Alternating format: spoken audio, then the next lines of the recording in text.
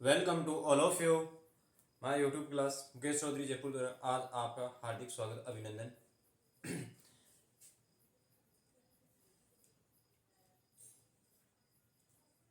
आज की क्लास में हम आज नया फ्रेश टॉपिक स्टार्ट करेंगे जिसमें आपका चैप्टर होगा एलसीएम और एचसीएफ होगा। न्यू फ्रेश चैप्टर है जिसमें आपको बहुत ही जानकारी विस्तृत रूप में दी जाएगी, जिसमें इस चैनल के रूप में इस टॉपिक के अंतर्गत एलसीएम और एचसीएफ के अंतर्गत विशेष मतलब विस्तृत जानकारी दी जाएगी और यह कंपटीशन के क्षेत्र में बहुत ही महत्वपूर्ण रहेगा। हर जगह हर कंपटीशन मतलब हर चैप्टर के अंतर्गत एलसीएम और एचसीएफ का बहुत रूल रहता है, इसलिए इस चैप्टर को अच्छी तरह से क्लियर कीजिए। जो भी नए नए इनफैक्ट मतलब क्वेश्चन आते हैं और किस प्रकार से मेथड लगाया जाता है उनको अच्छी तरह से आपको विस्तृत जानकारी अवेलेबल करवाऊंगा। और जितने भी मेरे पीछे जो भी लेक्चर हुए हैं, जो भी या टॉपिक हुए हैं, उन टॉपिकों को आप लगातार और क्लियर से सावधानी पूर्वक कीजिए, जिसमें आपको लगातार से नई नई प्रैक्टिस होने की वजह से आप अच्छी तरह से तैयारी कर पाओगे। तो आज को मैं इस चैप्टर के बारे में बहुत ही विस्तृत इंट्रोडक्शन और कुछ बातों के बारे में जानकारी दूंगा।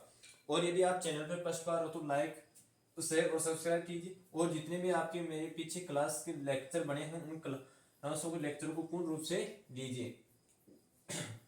तो आज हमारा टॉपिक है कि एचसीएफ और एलसीएम होता क्या है और इसकी क्यों जरूरत पड़ी और क्यों हमारे के लिए आवश्यकता करनी पड़ी, क्योंकि हर चैप्टर का उद्देश्य होता है कि उस चैप्टर के लिए हम किस प्रकार से अवेलेबल है कि कौन परिपूर्ण रूप से तैयार है, उसी के बारे में बताते हैं। एचसीएफ और एलसीएम से जाने से पहले कि मैं बताऊं कि एचसीएफ और एलसीएम से जाने से पहले आपको दो चीजों का ध्यान रखना आवश्यक होता है कि गुणनखंड वह गुणज क्या होता है। गुणनखंड वह गुण और वह गुणज क्या होता है। जो आपने गुणनखंड मैंने नंबर सिस्टम वाली क्लास में बताया था कि वहां आप अच्छी तरह से जानकारी के रूप में वहां समझ सकते हो। जितने भी पीछे लेक्चर हुए उनको सावधानी पूरे कीजिए और समझिए। अब यह पड़ता है कि एचसीएफ और एलसीएम आज नया टॉपिक है जिसमें बता रहा हूं कि इससे पढ़ने से पहले हमारे को गुणनखंड और गुणज के बारे में विस्तृत जानकारी होनी चाहिए। तो गुणनखंड और गुणज के बारे में मैंने अच्छी तरह से बताया और फिर भी मैं आपको बताता हूं कि यदि आपके पास कोई भी संख्या x a या b या x या z x y कोई भी एनी वन संख्या हो, उन संख्याओं का किस प्रकार से डिवाइडेशन किया जाता है और उस डिवाइडेशन को यदि इससे मल्टीप्लाई करने पर क्या परिणाम आता है और यदि इस परिणाम इसको इससे विपरीत गुणा करने पर मल्टीप्लाई करने पर क्या परिणाम आता है, यह प्रकार को आपको जानकारी इसके रूप में दे दी जाती है। इसे ही हम गुणनखंड और गुणज कहा जाता है। यहाँ आपके गुणनखंड के रूप में अच्छी तरह से एक परिभाषा के रूप में मैं आपको बताऊं तो कि गुणनखंड वह होते हैं जो किसी भी मतलब कोई ए बी को पूर्णतया विभाजित कर देता है। ए है ना, ए बी को पूर्णतया क्या कर देता है, विभाजित यानी विभाजित कर देता है। यदि ए बी को पूर्णतया विभक्त कर देता है तो ए का मतलब ए का बी गुणनखंड है। ए बी का गुणनखंड है मतलब कोई संख्या है जिससे कोई संख्या से मल्टीप्लाई डिवाइडेशन करने पर वह आपको कोई आंसर देता है तो उसका ही वह गुणनखंड कहलाता है। अब इसी प्रकार कि यदि यह b है, पहले हम a से क्या कर रहे थे, b कर रहे थे, तो हमारे के पास गुणनखंड प्राप्त हो रहा था। अब इसी संख्या को b से a से मल्टीप्लाई या विभक्त करते हैं तो हमारे पास गुणज निकल के आता है। यही फैक्टर्स आपको समझ में आना चाहिए, इसे हम गुणज या फैक्टर कहते हैं। अब मैं उदाहरण के तौर पर बताऊं कि कोई संख्या 5 है जो 15 का गुणज है, यानी 15 का गुणनखंड है। 15 का गुण 5।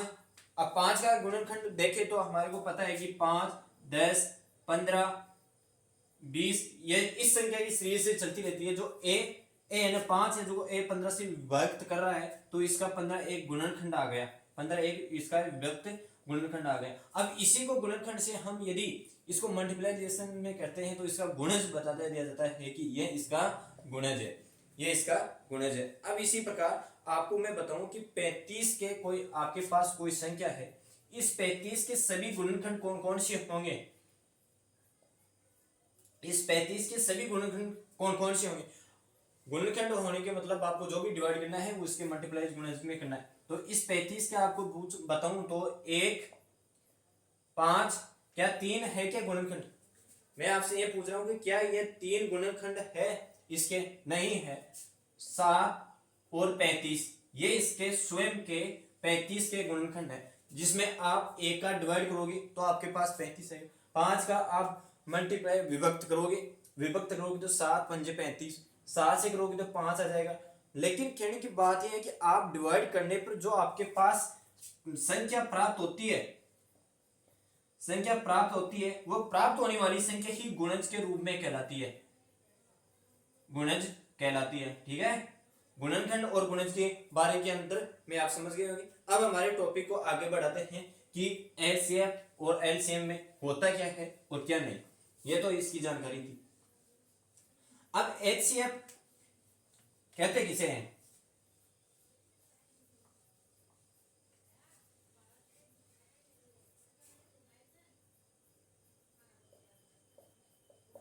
महत्तम समापवर्तक।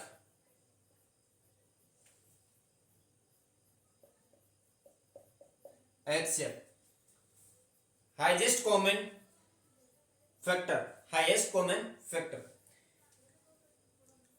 यदि आपके पास कोई भी संख्या दे दी जाती है, वह बड़ी से मतलब कोई भी संख्या तो कैसे कि 2 या 2 से अधिक, 2 या 2 से अधिक कोई संख्या दे दी जाती है और उस संख्या का हमें एमएस में से पूछा जाता है, महत्तम समापवर्तक पूछा जाता है। तो उसमें वह सबसे बड़ी से बड़ी संख्या को ही हम महत्तम समापवर्तक के रूप की जानकारी के रूप में इंट्रोड्यूस के बारे में जानते हैं। प्रत्येक दी गई संख्या को हम पूर्णतया विभक्त कर देते हैं, जिससे अब इसमें बड़ी से बड़ी संख्या आएगी। आपके पास कोई 2 संख्या है, यदि आपको कोई भी एक्स वाई जेड कोई संख्या दे दी जाती है, इसको आप डिवाइडेशन में लगाओगे तो आपके पास जो रिजल्ट आएगा उस रिजल्ट के अंतर्गत वह बड़ी से बड़ी लार्ज से लार्ज संख्या जो आपके पास आंसर में आएगी, 1 या 2 या मल्टी कॉम्बिनेशन के अंतर्गत के रूप में वो संख्या आएगी, तो वही इसका एचसीएफ कहलाएगा। अब जैसे 35वें और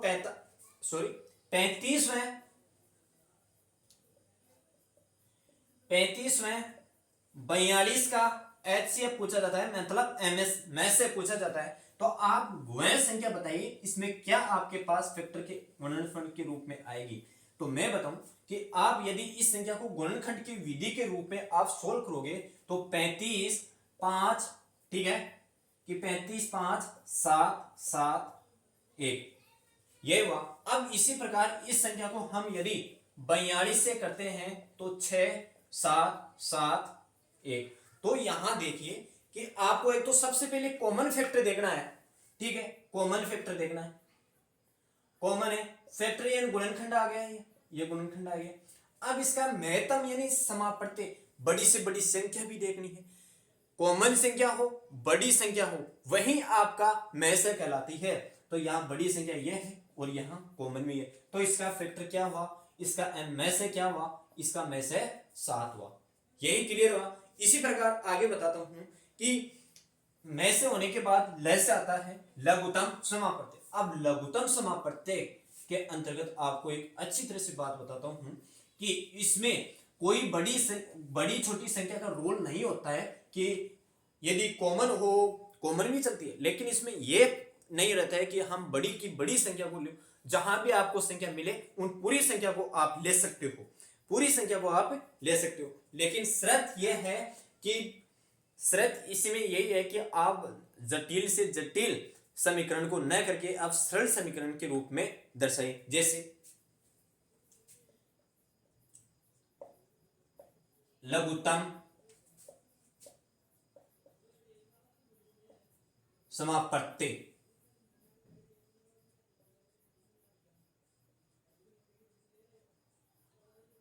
लघुत्तम समावर्ती मतलब एलसीएम लेस है।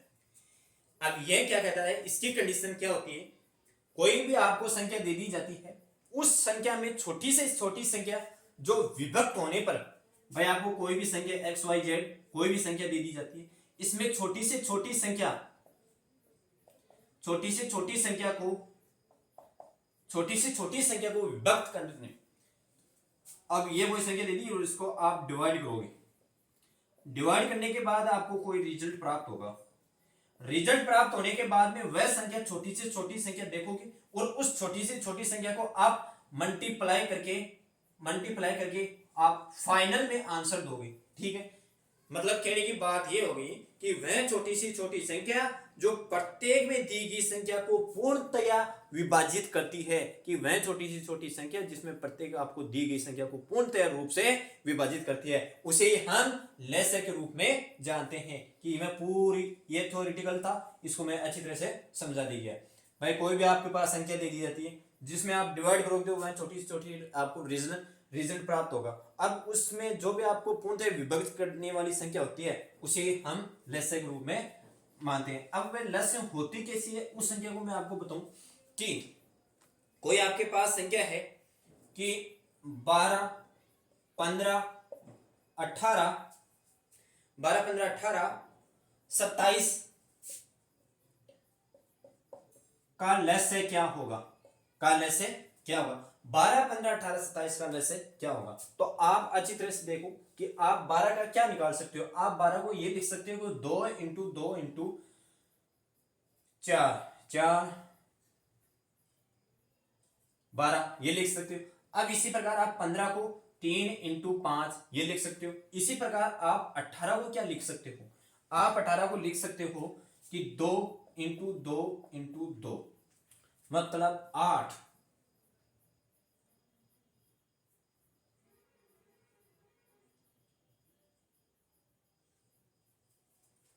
2 4 4 में 8, आप 8 को क्या लिख सकते हो, 6 आने चाहिए, 2 6 6 18 ये लिख सकते हो। 18 को आप ये लिख सकते हो। इसी प्रकार आप 27 को क्या लिख सकते हो, 27 को क्या लिख सकते हो, 27 को आप 3 इंटू 3 इंटू 3, 3 क्या 9 9 27 ये संख्या लिख सकते हो। आप इस संख्या के अंतर्गत आपको क्या कहा गया कि वह छोटी से छोटी संख्या ढूंढना है। आपको छोटी से छोटी संख्या, आपको पहले तो छोटी से छोटी संख्या ढूंढना है जो पूर्णतया विभक्त होती हो,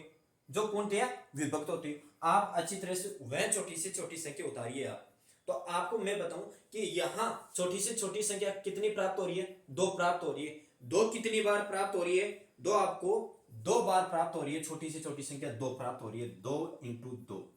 अब आगे देखो, इससे बड़ी संख्या क्या प्राप्त हो रही है, आपको 3 दिखाई दे रहा है। वह 3 कितनी बार आ रहा है, आपको ध्यान दें कि वह 3 आपके पास 1 2 1 2 1 2 मतलब 2 तो आ रहा है, 3 बार, 3 सब में तो आ रहा है और 3 बार आ रहा है। ये आपको तो छोटी से छोटी संख्या है, पूर्ण रूप संख्या लेनी है। लेसे में आपको ये कंडीशन नहीं होती है कि बड़ी से बड़ी संख्या उठाओ और हर संख्या को पूर्ण, हर संख्या लो, नहीं, उसमें कॉमन फैक्टर को देखा जाता है। लेकिन जबकि इसमें कॉमन फैक्टर को नहीं देखा जाता है कि यहाँ कॉमन हो तो ही हम एलसीएम के अंतर्गत ले।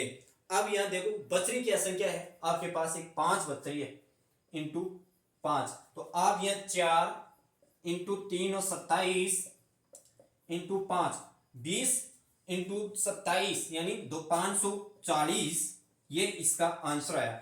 मतलब यहां देखो आपको जो भी बड़ी संख्या दे दी जाती है इतनी बड़ी संख्या का आप मिश्रित रूप से लेस से किस प्रकार से निकाल सकते हो। आप इसके सबसे पहले फैक्टर किए, गुणनखंड किए। गुणनखंड करने के बाद आपको वह संख्या छोटी संख्या से लेकर बड़ी संख्या को उतारना है, और इसमें आपको कभी भी कॉमन फैक्टर नहीं देखना है एलसीएम में, जबकि एचसीएफ के अंतर्गत कॉमन फैक्टर देखा जाता है। अब अगला रूल,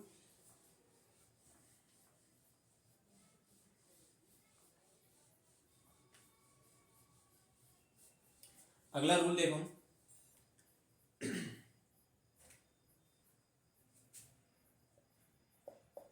यदि दो संख्याओं का गुणनफल आपको निकालना होता हो, दो संख्याओं का गुणनफल मल्टीप्लिकेशन गुणनफल निकालना हो, तो आप क्या करोगे। आप इससे पहले यदि आपको एलसीएम और एचसीएफ दे दिया जाता है, दोनों आपके पास हो, और उसका आपको गुणनफल पूछा जाता है, तो आप क्या करोगे।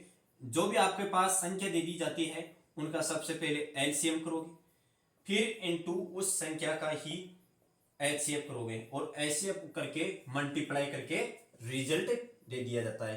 ठीक है, अब ये तो हो गया दो संख्या का गुणनफल। अब नेक्स्ट नियम आपको बताऊं कि क्या क्या करना होता है और क्या नहीं करना होता है।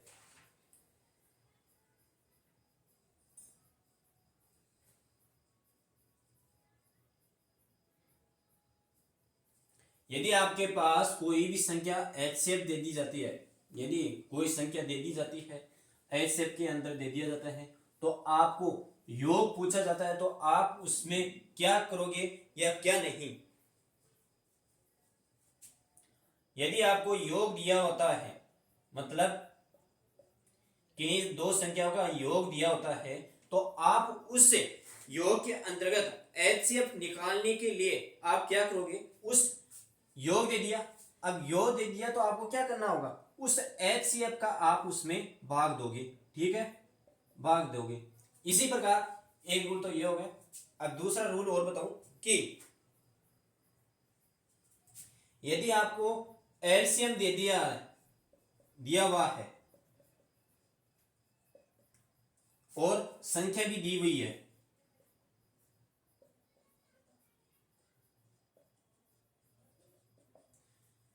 एलसीएम भी दिया हुआ है, संख्या भी दी गई है, तो आप उस संख्या को सबसे पहले एचसीएफ निकालोगे। एचसीएफ निकालने के बाद आपको जो रिजल्ट पूछ लिया जाता है, तो आप उस संख्या के अंतर्गत एचसीएफ का भाग डिविजन में करोगे। अब यदि आपको गुणनफल पूछ लिया जाता है, भाई दो संख्याओं का गुणनफल पूछ लिया जाता है, तो मैंने बताया कि एचसीएफ इंटू एलसीएम ये प्रोसेसिंग करनी पड़ती है। अब यहां से आपका इंट्रोड्यूस और जनरल इंफॉर्मेशन थी वो क्लियर हो चुकी है। अब मैं आपके पास क्वेश्चन लेकर आता हूं कि उनमें किस प्रकार से क्वेश्चन किए जाते हैं और किस प्रकार से क्वेश्चन नहीं, वो आपके सामने रखता हूं।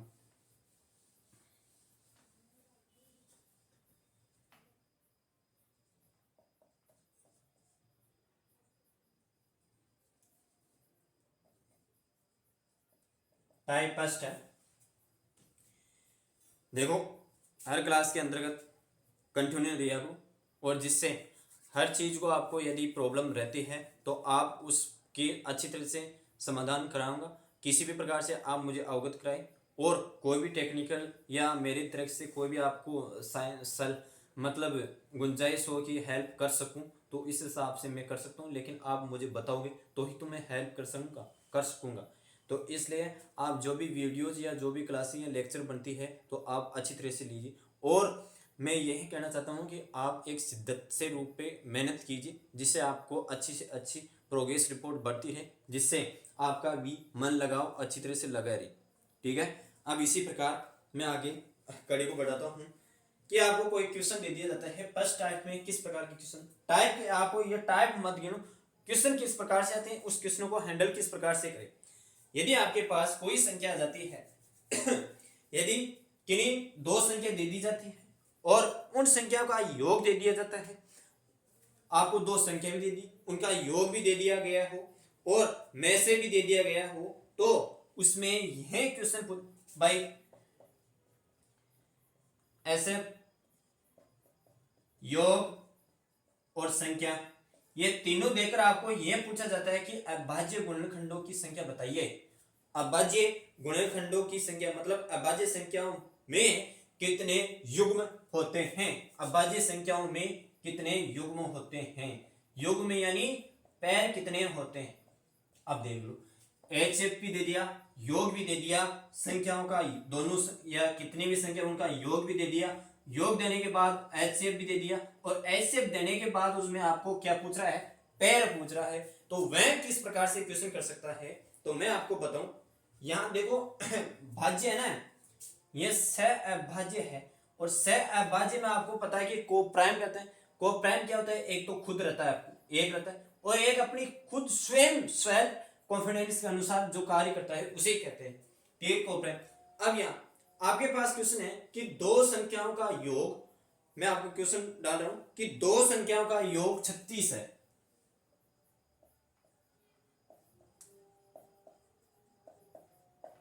दो संख्याओं का योग क्या है,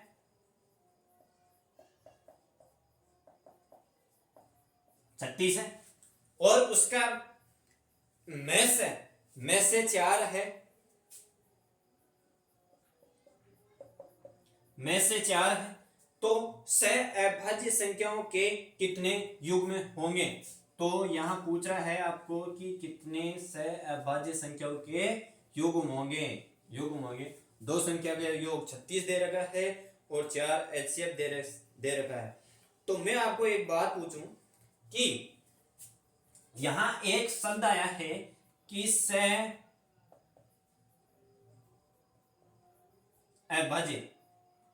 को प्राइम, नंबर सिस्टम स्टार्ट की थी वहीं से ये शब्द आ रहा है। इस शब्द को अच्छी तरह से समझ गए हैं कि सहअभाज्य क्या है, सहअभाज्य संख्या में एक तो खुद रहता है, एक अपने स्वयं रहता है। तो यहां में इस संख्या को x प्लस वाई, दो संख्याओं का योग आपके पास 36 दे रखा है, दो संख्याओं का योग आपके पास 36 दे रखा है। दो संख्या कोई सी भी हो, x हो, y हो, z हो, एनीवन हो, उन संख्याओं का योग आपको 36 दे रखा है, और उससे जो आपका एचसीएफ है उसको मल्टीप्लाई कर देते हैं। यदि इस मैसे को इससे मल्टीप्लाई कर देते हैं तो आपको क्या दिक्कत होती है, इसमें कोई भी दिक्कत नहीं होती है। 4x प्लस 4y बराबर 36, ये आपके पास आंसर है कि 4x प्लस 4। आप यदि इसको कॉमन फैक्टर के लेकर बराबर 36, तो x प्लस वाई बराबर 9, ये किस प्रकार से आए, ये बराबर किस प्रकार से आए, डिवाइड गया 36 में और 9 आए। तो मुझे ये बताओ कि उन दो संख्याओं का योग 9 आया। आंसर फाइनल रिजल्ट एमएस से देने के बाद उन दो संख्याओं का योग 9 आया। अब यहां आपको सहअभाज्य संख्याओं का योग में पूछा जा रहा है, पैर पूछा जा रहा है। तो मुझे यह बताइए, क्या इन संख्याओं को 1 से लेकर 8 तक कर सकते हैं।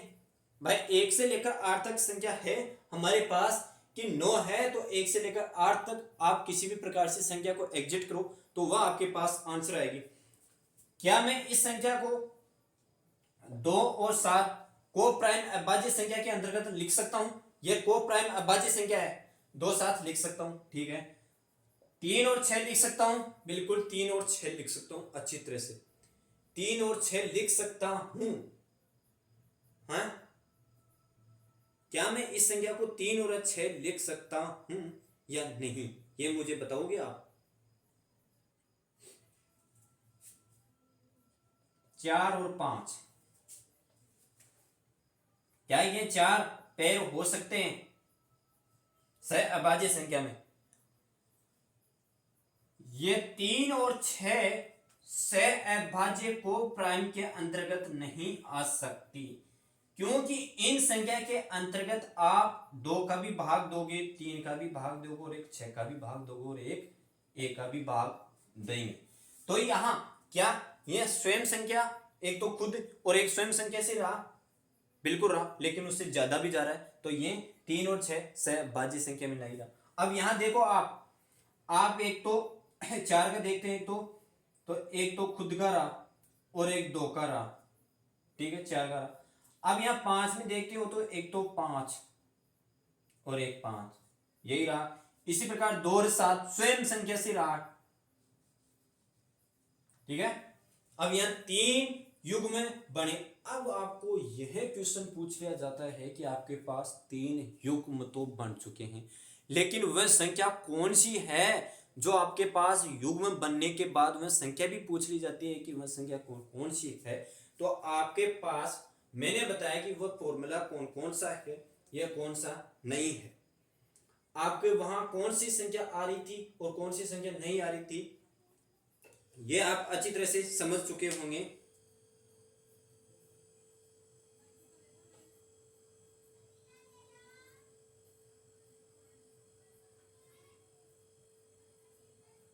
अब नेक्स्ट क्वेश्चन आपको बताऊं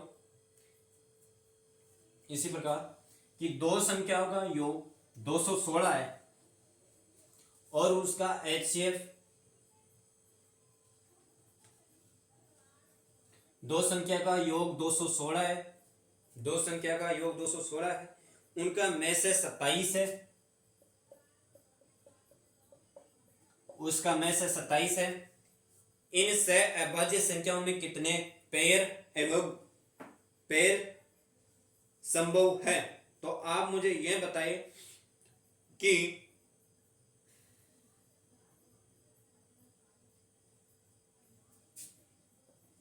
x प्लस वाई बराबर 216, इस संख्या को मैं इस तरफ से दोनों तरफ गुणा कर सकता हूं। तो 27x प्लस 27y बराबर 216। तो क्या मुझे यह बताइए कि 27x प्लस वाई बराबर 216, अब 2x प्लस वाई बराबर 216 डिवाइड बाई 27, तो यहाँ कितने बार मल्टीप्लाई होगा? 7, 8 56, 8 56, 8 दूनी 16, 16 5 21, ये 8 बार कट गए, 8 बार यहाँ डिवाइड हो गया। तो आपके पास वह संख्या कौन सी आई? वह संख्या आपके पास आई कि x प्लस वाई बराबर 8 आई। वह संख्या x प्लस वाई बराबर 8 आई। अब इसमें पेयर कितने बन रहे हैं, ये पेयर की बात है कि इसमें पेयर कितने बने। पेयर भी कौन से? को प्राइम के अंतर्गत एक तो 7 1 7 और एक 3 5, दो पेयर बन रहे हैं, दो पेयर बन रहे। देखो 2 और 6 नहीं बन सकता, सम संख्या है। 3 और 5 ये बन रही है। 4 और 4 क्योंकि दोनों बराबर हैं तो ये नहीं बन सकती। ठीक है, दो पेयर बन रहे हैं। अब यहां देखो, मैं आपको एक बात और बताऊं,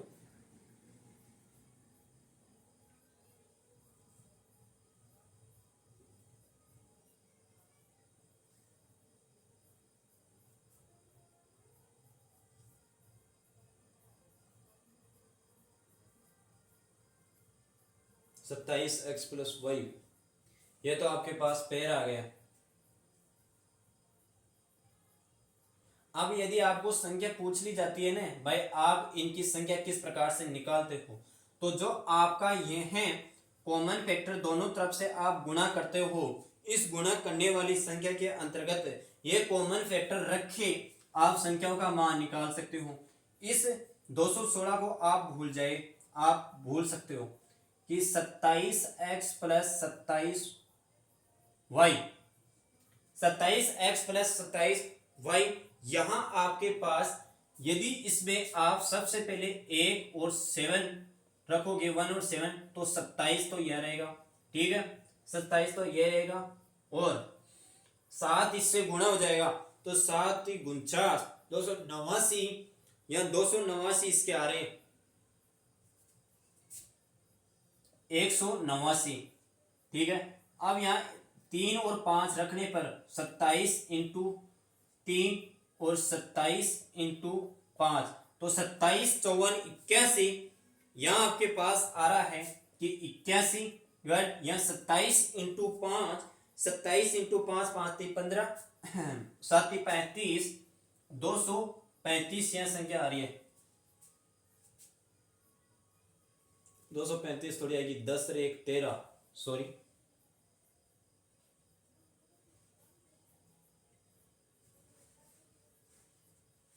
तो आपके पास वह संख्या कौन कौन सी आई, दो तो युग्म पेयर बने और उन संख्याओं का योग पूछ लिया जाता है, तो आपके पास 27x + y, इन संख्या को यहाँ कांस्टेंट मान लिया जाता है, कांस्टेंट मानकर आंसर दे दिया जाता है। तो पहला फैक्टर आप रखोगे तो 27 और 189 है, और दूसरा फैक्टर रखोगे तो 81 और 135 है। अब नेक्स्ट क्वेश्चन बताता हूँ कि किस प्रकार से हमारे को हैंडल करना। यदि आपको दे दिया जाता है कि दो संख्याओं का मैस से इतना है, लेस से इतना है, तो आप उसमें कितने पेयर निकाल सकते हैं। आपको पहले एचसीएफ दे दिया जाता है, संख्या दे दी जा रही थी भाई इस प्रकार से, दो संख्याओं का मैस तथा गुणनफल 15 व 6300 है तो ऐसी संख्याओं के संभावित युग्मों की संख्या बताइए। कि आपके पास दो संख्याओं का मैस है, दो संख्या है, उसका एचसीएफ और गुणनफल दे दिया जा रहा है कि दो संख्याओं का मैस है और गुणनफल दे दिया जा रहा है, तो ऐसी संख्याओं के संभावित युग्म बताइए। 6300 गुणनफल है, दो संख्या का मैस है, इतना है। तो यहां जो आपके पास वो गुणनफल दे दिया जाता है, मैंने क्या पूछा कि संख्या पूछ रहा है, बंदा कोई संख्या पूछ रहा है आपको एचसीएफ युग्म देके, तो आप क्या करोगे, जो आपके गुणनफल आया है उस गुणनफल के अंतर्गत मैसे का भाग लगाओगे। तो 15 × 15 कि दो बार गुणा क्यों किया, क्योंकि ये दो संख्या है इसलिए। 6300 225 यहां गुणा करने पर 225 2 8 28 बार ये डिवाइडेशन में हो रहा है, 28 बार डिवाइडेशन में हो रहा है। अब यहाँ 28 बार डिवाइडेशन में हो रहा है, तो आप मुझे ये बताइए कि इसके को प्राइम कितने होंगे, 1 और 8। सबसे पहले 1 और 28 और 3 और 27 नहीं, और 4 और 7, ये दो को प्राइम हो गए हैं इस संख्या के। अब नेक्स्ट क्वेश्चन आगे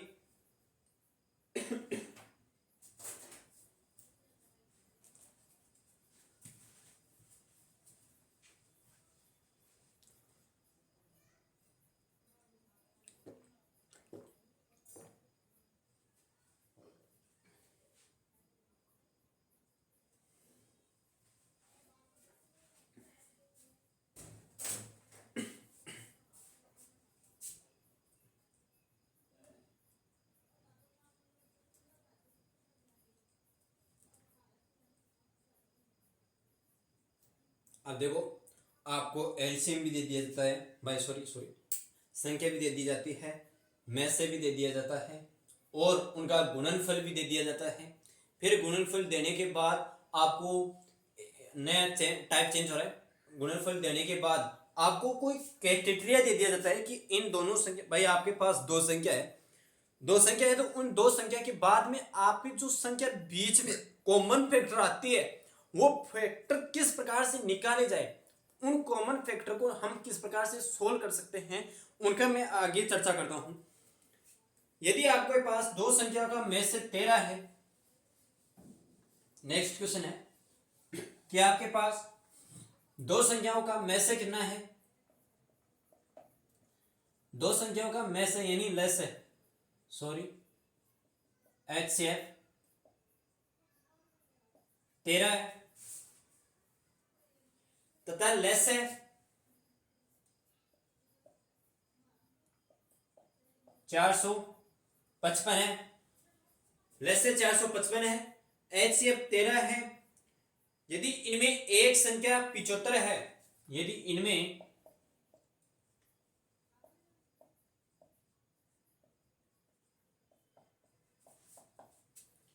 एक संख्या 75 है, एक संख्या 75 है और 125 में स्थित है, वह 125 में स्थित है,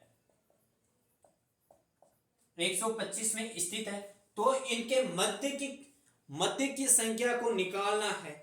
तो इनके बीच में जो संख्या स्थित है 125 75 से लेकर 125 के मध्य जो संख्या है उस संख्या को आपको निकालनी है, यानी बीच वाली संख्या निकालनी है। कहने की बात यह है कि बीच वाली संख्या को आपको निकालना है।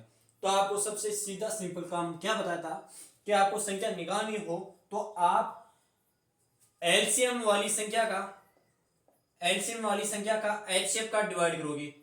तो एचसीएफ का आप डिवाइड करोगे 455 के अंतर्गत 13 का डिवाइड करोगे तो आपके पास वह संख्या क्या आनी चाहिए? 4 की 13 थी 45, 13 थी 45 और 5, तो यहाँ 35 आ जाता है।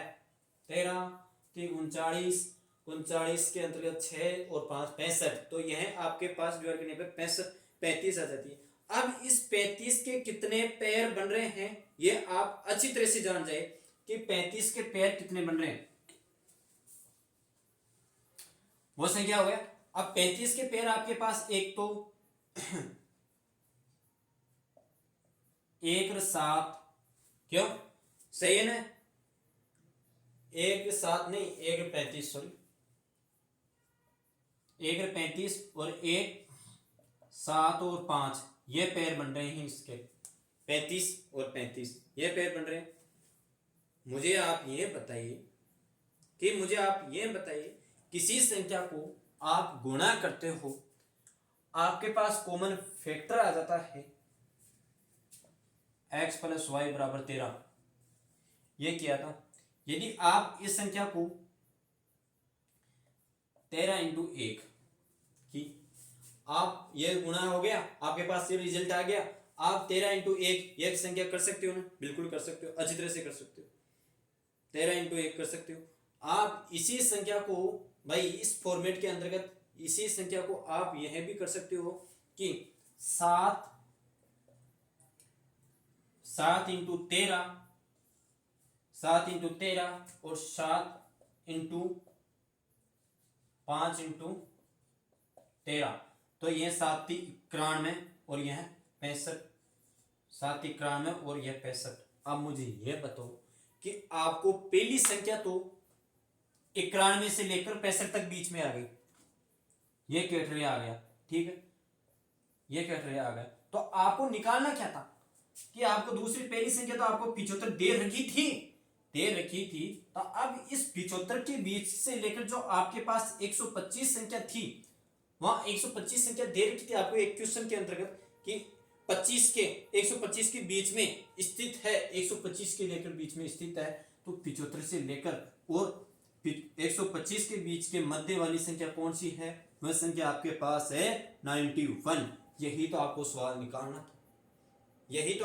निकालना था कि 75 और 125 के मध्य की संख्या 91 है।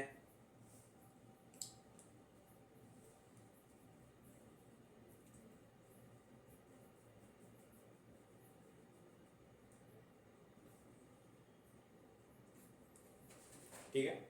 अब इसी प्रकार आगे संख्या को बढ़ाते हुए टाइप चेंज हो गया है।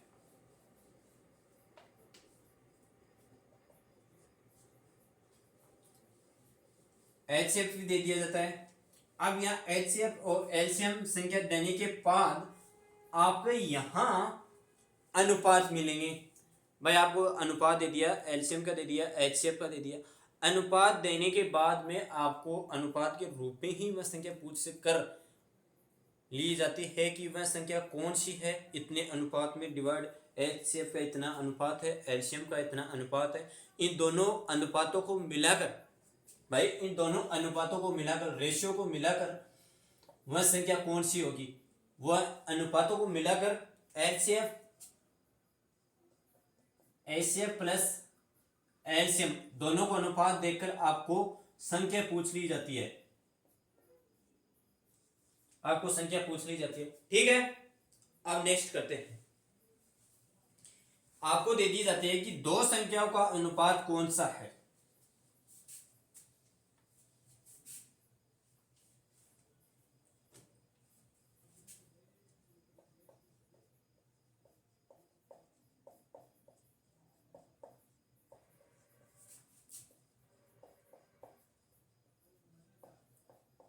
दो संख्याओं का अनुपात 3:4 है।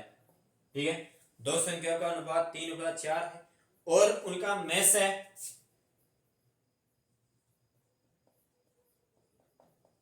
में से 4 है, तो यहां आपका लेस से ज्ञात कीजिए। तो इनका लेस से ज्ञात कीजिए। ठीक है, यहां क्वेश्चन समझ में आ रहा है आपके? दो संख्या दे दी है, लेस से दे दिया है, सॉरी में से दे दिया है, लेस से पूछा जा रहा है। मतलब दो संख्या देकर एक संख्या पूछ रहा है, भाई आपको वह संख्या बताइए जिसमें आपको कोई कैटेगरी हो। तो मैं ये बता रहा हूं कि आपके पास में से 4 है और उनका अनुपात कितना है? अनुपात कौन सा है आपको निकालना क्या है? लेस से निकालना है। तो आप ध्यान दीजिए, लेस से पूछ रहा है, जो भी आपको पास में से दिया जा रहा है उस में से को उस संख्याओं के अनुपात से गुणा करके फाइनल आंसर देना है।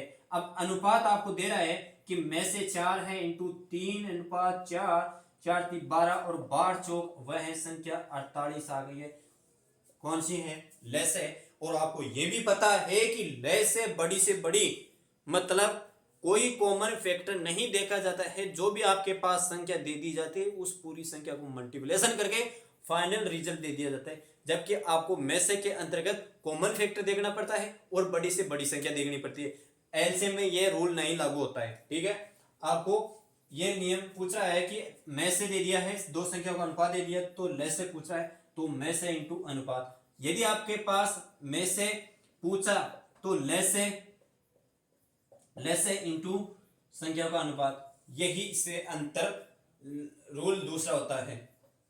ठीक है, ये फर्स्ट है, ये दूसरा रूल है। अब संख्या आगे सोल्व करते हैं। 28 व 42 क्या लेस से में से किस अनुपात में होंगे? भाई आपके पास कोई क्वेश्चन दे दिया कि 28 व 42 के लेस में से हैं जो किस अनुपात में होंगे। अब देखो यहां क्वेश्चन एक लॉजिक ये दे रहा है कि आपको लेस से भी दे रहा है, में से भी दे रहा है और आपको अनुपात पूछ रहा है। क्या पूछ रहा है? अनुपात पूछ रहा है कि आपके पास 28 व 42 संख्या है जिसमें लेस है वह में से है, लेस है वह में से है। 28 लेस है, में से 42 है और इनका अनुपात पूछ रहा है ये किस अनुपात में होंगे। तो मुझे यह बताइए कि आप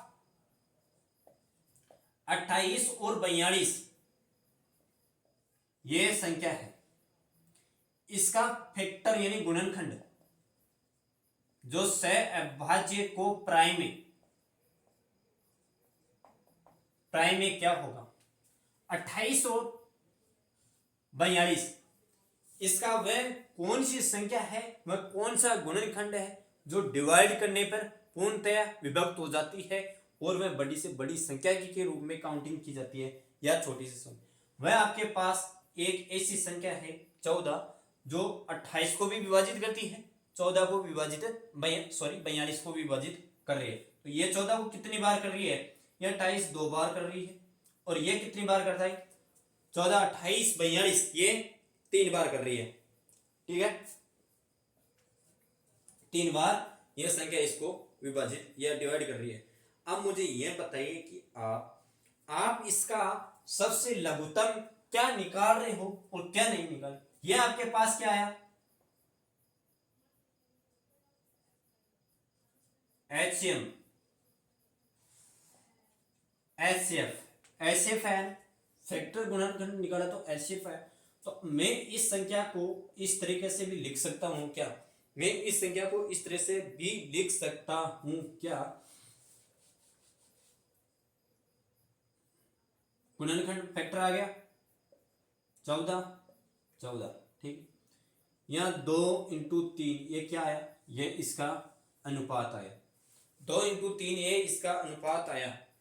तो मुझे यह बताइए कि आपके पास अनुपात कितना आया? 6:1। क्यों? यह संख्या इससे कट गई तो 6:1 इसका आया। 28 व 42 42 का लेस में से है जिसमें आपको अनुपात पूछा जाए तो 28 और 42 का कॉमन फैक्टर आप में से निकालते हो तो 14 आता है। इसको आप डिवाइडेशन में लगाते हो तो 2 और 3 आता है, जिसमें आपको गुणनफल करने पर आप डायरेक्ट भी कर सकते हो। 6 तो ये हो गया और ये डिवाइड इससे कट रहा है तो एक ये यहाँ आ गया। अब यहाँ कोई अलग संख्याओं से गुणा कर लिया जाता है तो वह किस प्रकार से आपको सोल्व कर दी जाती है। नेक्स्ट क्वेश्चन,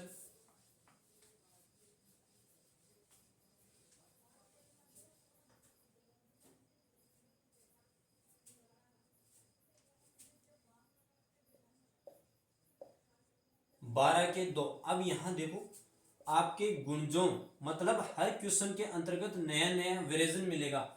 जहां नए नए क्वेश्चन मिलेंगे, नए नए कॉन्सेप्ट मिलेंगे, आपको तकलीफ होगी। तो मैं कह रहा हूं कि आप क्वेश्चन को अच्छी तरह से हैंडल करो और समझो। आप यदि क्लास को ये बोरिंग लग रही है भाई क्या है क्या नहीं, तो आप उसको एक बार नहीं लेकर 2-3 बार आप क्लास लो, जिससे आपको अच्छी तरह से समझ में भी आएगा कि वह अगला बोल रहा क्या है और क्या नहीं बोल रहा है। और यह मैं एक बात और बताता हूँ कि किसी भी लेक्चर, किसी भी स्टूडेंट लेक्चर कोई यह ले रहा है तो किसी भी के द्वारा पढ़ाने वाले के साथ कंपेयर ना करें। भाई ये ऐसा पढ़ाता है, ये ऐसा पढ़ाता है, लेकिन आपका जो सुपर ये माइंड है ना, यही काम करेगा जिसमें आपको अच्छी तरह से सीख या मिलती है। भाई ये हमारे को समझ में आ रही है तो आप उस चीज को एक्सेप्ट करो, और किसी दूसरी एजुकेशन करवाता है तो उसकी भी आप एक्सेप्ट करो, लेकिन आप दोनों के अंतर्गत कंपेयर करके उसको किसी भी चीज में गाली गलौज या असंगत की प्रभाव न डालें, जिससे आपको यदि आप न पढ़ना चाहते हो तो मेरा कुछ नहीं होने वाला, लेकिन आप अभद्र करते हो तो 2-3-4 और का भी नुकसान होता है, जिससे मेरा भी मनोबल टूटता है कि मैं क्या चीज पढ़ा रहा हूँ क्या चीज नहीं पढ़ा रहा हूँ।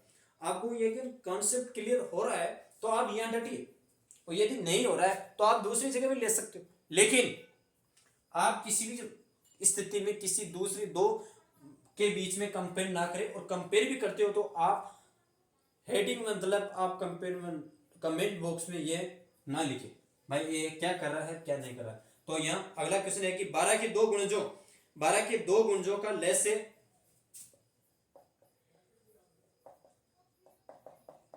1056 है, 1056 है। यदि इनमें से एक संख्या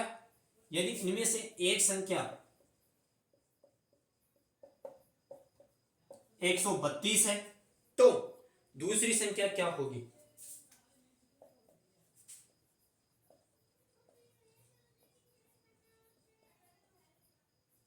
दूसरी संख्या क्या होगी, यहां आपको समझने की बात है कि इस क्वेश्चन में किस प्रकार से यह क्वेश्चन हो रहा है और क्वेश्चन नहीं हो रहा है। यहां एक फॉर्मूला आता है कि फर्स्ट इंटू सेकेंड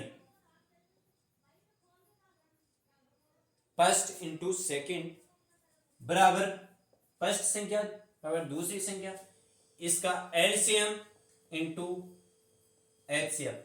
इसी फॉर्मेट के तहत यह क्वेश्चन सोल्व होगा। तो आपको क्या दे रखा है, 12 के दो गुणजों का लेसे दे रखा है, 1056। एक संख्या आपको दे रखी है 132 है तो आपको दूसरी संख्या पूछ रहा है, तो मुझे यह बताइए कि आपकी पहली संख्या कौन सी है। पहली संख्या 12x है भाई, पहली संख्या आपको 12x से है। अब वो 12x किस प्रकार से है और किस प्रकार से नहीं है, मैं आपको एक बात बताया था कि x प्लस वाई बराबर 1056 ये था ना। तो फर्स्ट संख्या यदि आप इसको मल्टीप्लिकेशन में गुणा करते हो क्या फर्क पड़ता है, इसका कोई फर्क नहीं पड़ता है कि अचर कांस्टेंट या नियतांक के साथ आप किसी संख्या को गुणा करते हो। भाई यही बात है कि कॉमन फैक्टर, बात यह है कि आप किसी संख्या को कॉमन फैक्टर या नियतांक मानकर उसका गुणा करते हो। भाई नियतांक मानकर आप गुणा कर रहे हो या सोल्व कर रहे हो तो उस नियतांक का कोई फर्क पड़ेगा, कोई फर्क नहीं पड़ेगा, क्योंकि वह नियतांक आगे जाकर किसी सोल्व कंडीशन के अंतर्गत वो कट जाएगा। तो यहां देखो आप इससे गुणा कीजिए कि 12x इंटू पहली संख्या 132 है और एलसीएम यहां देखा जा रहा है तो ये कितना आ रहा है, तो 1056 इंटू 12।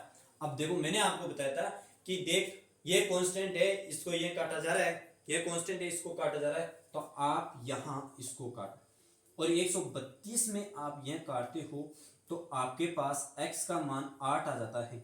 x का मान आपके पास 8 आ जाता है। आप यहां सोचिए कि आपके पास x का मान 8 है, तो दूसरी संख्या हम कौन सी माने थे? दूसरी संख्या आपके पास 132, दूसरी संख्या सॉरी पहली संख्या 132 थी, दूसरी संख्या 12x माने थी कि 12 इंटू एक्स का मान मिला है हमारे को 8, तो 12 96। ये संख्या पहली, ये संख्या दूसरी है, 96 तो दूसरी संख्या हो गई और पहली संख्या 132 आ गई। इसी प्रकार ये क्वेश्चन कंप्लीट होता है। अब और एक क्वेश्चन है कि दो संख्याओं का लेस से 225 और में से 5 है, तो यदि एक संख्या 25 हो तो दूसरी संख्या कौन सी होगी? देखो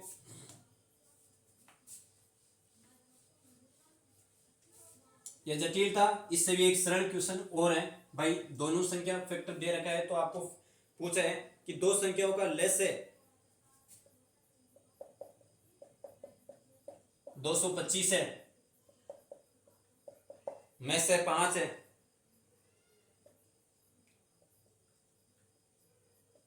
एक संख्या 25 है, तो दूसरी संख्या पूछ रहा है आपको, दूसरी संख्या पूछ रहा है। तो आप निकालिए, अच्छी तरह से निकालिए कि आपको पहली संख्या कौन सी दे रखी है 25 इंटू दूसरी संख्या x निकालनी है। एलसीएम 225 दे रखा है, मेस एचसीएफ कितना दे रखा है 5, निकालिए 5 बचे, 5 ही बचे ना। आप इस x को 225 5 5 चौका 20, 5 चौका 20 और 4 25, तो वह आपके पास दूसरी संख्या आ जाती है 45। पहली संख्या कौन सी थी? पहली संख्या 25 थी, दूसरी संख्या 45 आ जाती है। आज 200 संख्या मतलब ये फर्स्ट और सेकंड वाला होता है। इसी क्वेश्चन को आधार में ध्यान में रखते हुए इस क्वेश्चन को सोल्व करते हैं। आज की क्लास को मैं यही विराम करता हूं और आगे नए नए कॉन्सेप्ट नए के चीज़ों को क्लियर करेंगे, ठीक है। और आज जितने भी आपको सीखे इस क्लास में आपको या बोरिंग लगे या कुछ भी हो, कोई भी चीज़ आपको समझ में नहीं आ रही है तो आप मुझे अवगत कराएं। और यहाँ आपको एकदम से क्या है कि चैप्टर स्टार्ट करते हो तो ध्यान नहीं पड़ता है कि किस प्रकार से बोरिंग लगता है, किस प्रकार से क्वेश्चन सोल्व। आपको एक दो बार आप अच्छी तरह से प्रैक्टिस करोगे तो ये क्वेश्चन आपके अच्छी तरह से सोल्व हो जाएंगे। और यदि आप चैनल पर फर्स्ट बार हो तो लाइक और शेयर कीजिए और पीछे जो भी लेक्चर बने हुए हैं उनको अच्छी तरह से आप लीजिए, जहां आपका हर प्रकार की दुविधाओं को सोल्व हो सके, ठीक है। जय हिंद।